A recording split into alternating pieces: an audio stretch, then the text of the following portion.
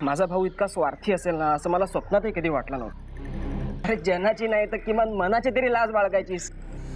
तुला माझा तिरस्कार वाटणं स्वाभाविक आहे यार। ऐक ना, पण मी हनीमूनला जाण्याचा निर्णय स्वेच्छेने नाही घेतला यार।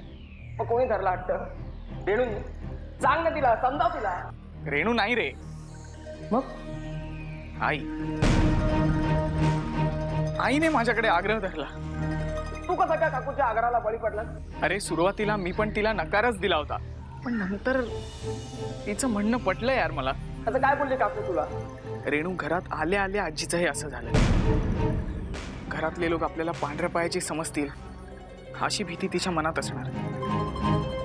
म्हणून मी रेणूला बाहेर घेऊन जायचं मान्य केलं रे। तुम्ही दोघांनी बाहेर जाणं मला तरी पटत नाही।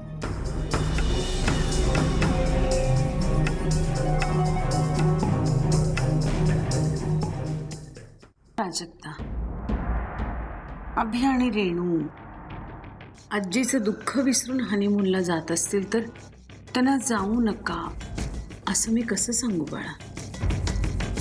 पण मला मात्र तुझ्या डोळ्यात दिसतंय। काय दिसतंय? अभि बरोबर हनीमूनला जाण्याची पाहिलेली स्वप्न। नाही काकू, मी असं स्वप्न कधीच पाहिलं नव्हतं। नाही, तू कबूल नको करूस, पण मी जे तुझ्या डोळ्यात पाहिलं ना तेच सांगितलं तुला। प्राजक्ता, अगं मनातल्या मनात कुढत बसू नकोस ग। अगं तुला माझ्याशी बोलायचं नसेल तर नाना काका तर तुझ्या जवळचे आहेत की नाही, त्यांच्याकडे कर ना तुझं मन मोकळं।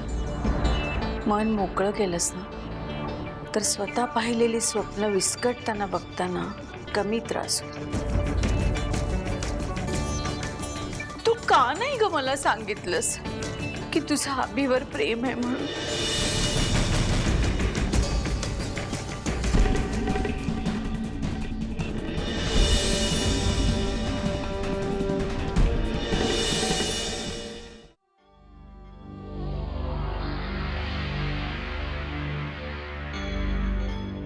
Oh, Abhi. Thank you so much. I love you. हनीमूनला जायचं तुझ्याही मनात होतं ना? मग आधीच का नाही तयार झालास? का इतका वेळ भाव खात होतास? मुद्दाम ना मला त्रास द्यायला। पण एनिवे, देर आहे दुरुस्त आहे। नाहीतर मी हनीमूनला जायची आशाच सोडली होती, पण तू आता तयार झालास हेच माझ्यासाठी सरप्राईज गिफ्ट आहे। Thanks a lot.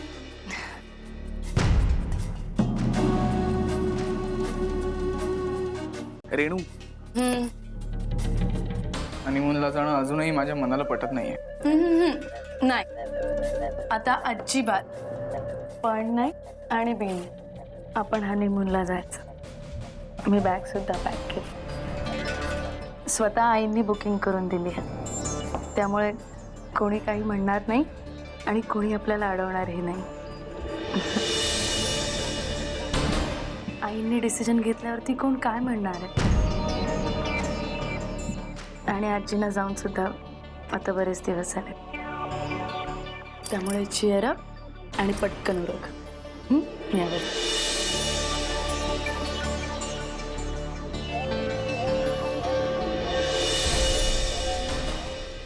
तू हनीमूनला तर चल अभि, त्यानंतर तू कायमचा माझा गुलाम असेल।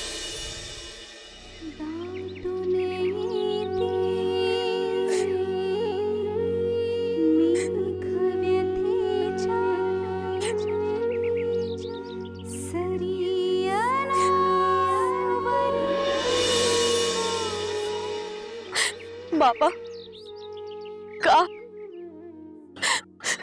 का सोडून गेलात मला? इथे एक आजी होती, ती आता नाहीये। मला इथून पळून जाऊ असं वाटतंय, पण मी जाऊ शकत नाही। आजीला जो शब्द दिलाय तो मी मोडू शकत नाहीये.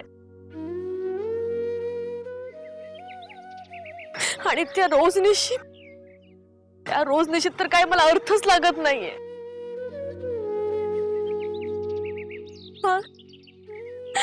माझं प्रेम मी व्यक्त करू शकत नाही.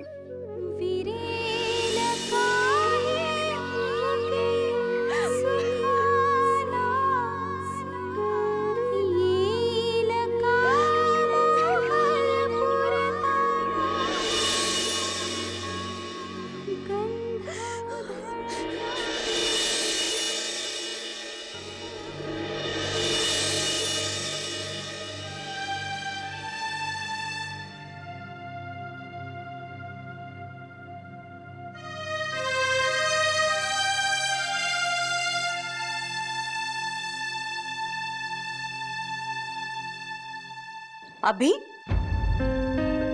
तू इथे काय करतोयस आमच्या रूम मध्ये?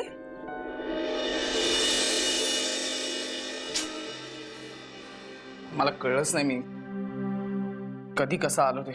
अभि, अगं नाही, मी माझ्याच विचारत होतो.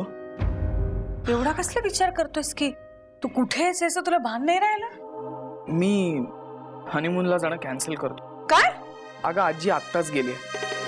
तिचं 13वंही झालेलं नसताना हनीमूनला जाणं मला पटत नाहीये. निदान रेणूच्या मनाचा तरी विचार कर. हॉटेलचं बुकिंग झालंय, सगळं फायनल झालंय आणि तू जाणं कॅन्सल करतोस? हो, आजी आत्ताच गेलीये हे कारण मला खरं नाही वाटत आहे. खरं कारण काय आहे? काय आहे खरं कारण? अभि, तुला असं तर वाटत नाहीये ना की रेणूशी लग्न करून तुझा अपेक्षाभंग झालाय, किंवा तू चुकीच्या मुलीशी लग्न केलेस? अभि, अजून एक मुलगी आहे जी तुझ्यावर जीवापाड प्रेम करते आणि ती आपल्या घरातच आहे.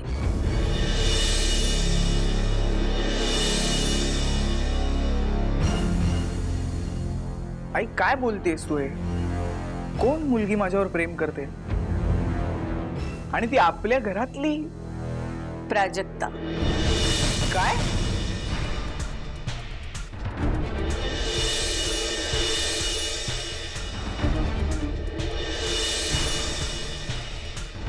अगं कोणी भरवलं तुझ्या डोक्यात हे? माझं आत्ता रेणूशी लग्न झालंय, मी प्राजक्ताचा कसा विचार करीन? आई, प्राजक्ता माझी फक्त मैत्रीण आहे. मी तिच्याकडे त्या दृष्टीने कधीही बघितलेलं नाही आणि रेणूशी तिची कंपॅरिझन करण्याचा प्रश्नच येत नाही. अभि, तू ज्याला मैत्री समजत होतास ना, ते प्राजक्ताचं प्रेम होतं.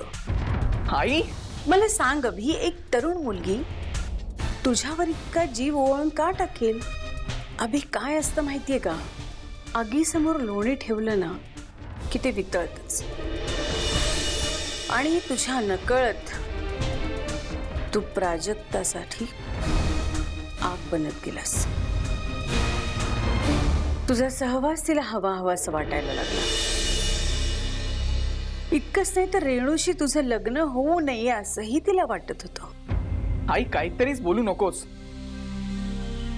अगं माझं आणि रेणूचं लग्न व्हावं म्हणून प्राजक्ताने स्वतः प्रयत्न केलेत. तिचं जर माझ्यावर प्रेम असतं तर तिने मला सांगितलं नसतं. प्राजक्ता तुझ्यावर जीवापाड प्रेम करते हे तिने मला स्वतःच्या तोंडाने सांगितलंय. विश्वास बसत नाहीये ना तुझा माझ्यावर? खोटं वाटतंय ना तुला मी काय बोलते ते?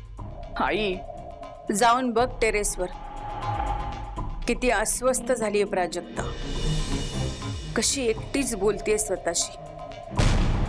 हे सगळं मी माझ्या कानाने ऐकून आली आता. बघून ये जा.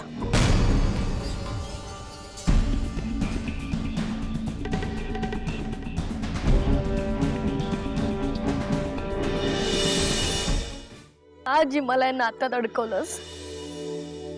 प्रेमाचा अर्थ तू मला समजावून सांगितलं आणि मी अभिजितवर प्रेम करू लागले. कसं समजावं मनाला? किती समजावलं तरी हे वेड मन समजतच नाही. हे घर सोडून जाणार, तू मला अडवलंस.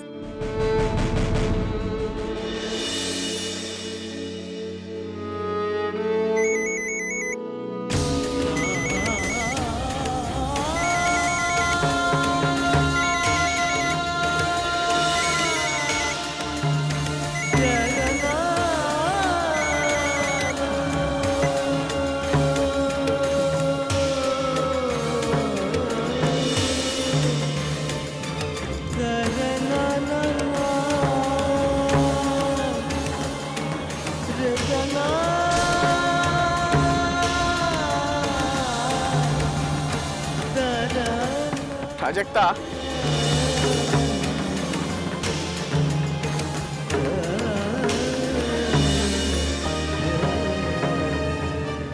प्राजक्ता,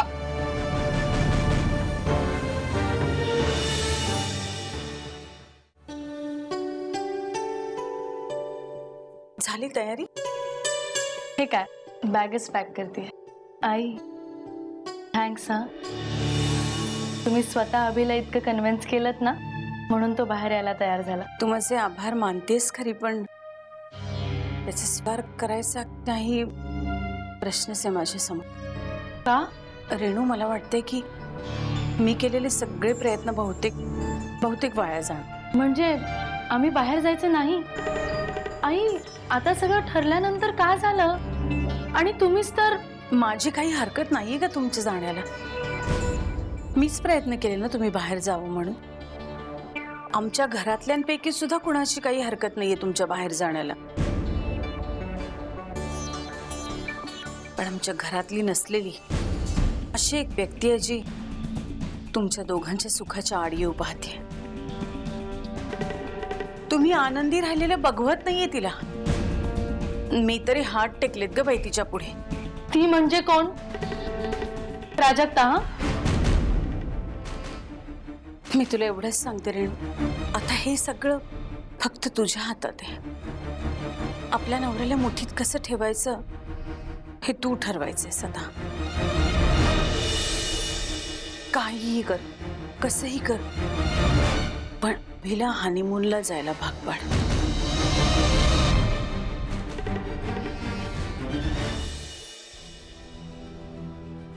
प्राजक्ताचं माझ्यावर खरोखरच प्रेम आहे,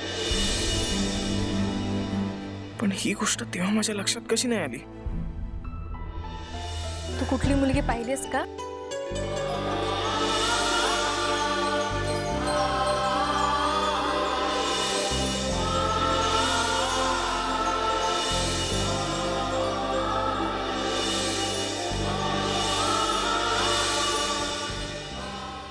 तेव्हाच जर लक्षात आलं असतं तर. तिच्या माझ्यावरच्या प्रेमाला मी फक्त आदर आणि आपुलकी समजत आलो, पण जरा डोळे उघडे ठेवून पाहिलं असतं तर.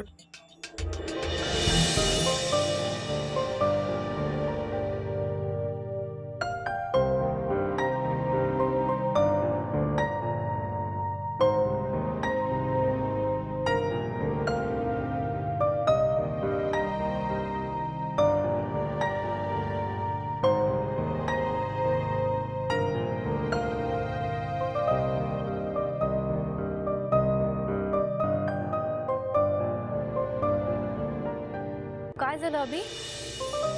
तिचंही माझ्यावर प्रेम आहे.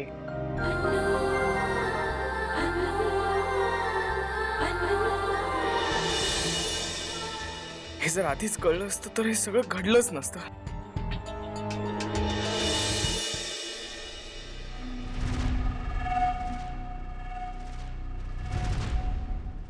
रेणू, हे काय चाललंय? तेच मी विचारतीये की तुझं आणि प्राजक्ताचं काय चाललंय? माझं आणि प्राजक्ताचं काय काय काय चाललंय? माझ्याशी लग्न करून तू प्राजक्ता बरोबर अफेअर करतोस? लाज वाटत नाही तुला? रेणू, उगाच उगाच माझ्यावर नसते आरोप करू नको. मी आधीच सांगतोय तुला. का? मी सत्य बोलले म्हणून मिरची जमली का तुला लगेच? हे बघ, माझं आणि प्राजक्ताचं तसलं काही नाहीये. प्राजक्ता माझी फक्त मैत्रीण आहे, फक्त मैत्रीण. दुसऱ्या कोणाला तरी जाऊन सांग, मला नको. डबल क्रॉस करतोयस तू? मग कशाला केलंस लग्न? नव्हतं करायचं ना? नव्हतेच करणार. म्हणूनच जेव्हा तुझं पहिल्यांदा प्रपोजल आलं ना तेव्हा मी नाहीच सांगितलं होतं. पण तू स्वतःच लाचारासारखा माझ्या मागे मागे करत होतास, कळलं ना? फसले मी, म्हणून फसले. विश्वास ठेवला तुझ्यावर. मला असं वाटलं की तू फक्त माझ्यावरच प्रेम करतो. फसले मी. हे बघ रेणू, एक शब्द बोलू नकोस. एक लक्षात ठेव, मी हे असले घाणेरडे चाळे अजिबात खपवून घेणार नाहीये. सांगून ठेवते तुला. तुझी बायकोय मी. अशी तशी सोडणार नाहीये मी तुला. जोपर्यंत तुझ्या त्या प्राजक्ताला मी या घरातून बाहेर काढत नाही ना, शांत राहणार नाहीये मी तोपर्यंत.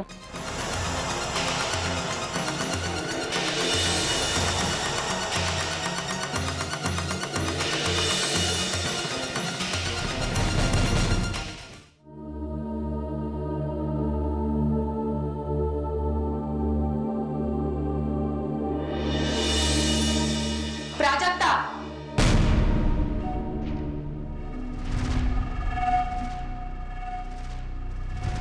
काय करतेस तू या घरात? अगं, तुझं सामान बांध आणि चालायला लाग. शब्द दिला होतास तू मला, मी लग्न करून या घरात येईन. तोपर्यंत तू हे घर सोडून गेलेली असशील. रेणू, मी जाणारच होते, पण नाही आणि काही नाही. सगळं लक्षात आलंय माझ्या. माहितीच होतं मला तूच आमचं लग्न मोडण्याचा प्रयत्न करत होतीस. आश्रित असून या घरची सून होण्याची स्वप्न तू पाहत होतीस, पण तसं झालं नाही. पण अभिजित कधीच तुझ्या नशिबात नव्हता आणि नसणार आहे. माझं नशीब मी स्वीकारले रेणू, म्हणून तर मी तुमच्या दोघांच्या आड कधी आलेच नाही. पण आडून पाडून आमचं लग्न मोडण्याचा प्रयत्न करतेस, त्याचं काय? अगं, काही लाज लज्जा शरम आहे की नाही तुला? का जाऊन विकून आलीस बाजारात? त्याच बाजारात स्वतःलाही विकायचं होतंस ना रेणू. का माझ्या संसाराच्या मुळावर उठलीस तू? का रेणू? मला काही एक ऐकायचं नाहीये. तुझे एक्सप्लेनेशन्स तू तुझ्या जवळच ठेव. शेवटचं सांगते मी तुला, माझ्या नवऱ्यावर प्रेम करणारी मुलगी माझ्याच घरात राहू शकत नाहीये. चालायला लाग या घरातून, नाही तर तुला धक्के मारून या घरातून बाहेर काढेन मी. काय तमाशा व्हायचाय ना तो होऊ दे.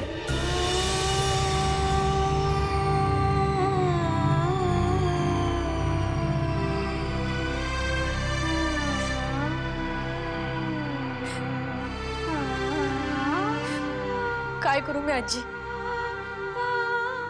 अगं, त्या महिलेला म्हातारीला काय विचारतेस काय कर म्हणून? मी सांगते ना तुला, चल चालायला लाग या घरातून. आता हे घर माझं आहे.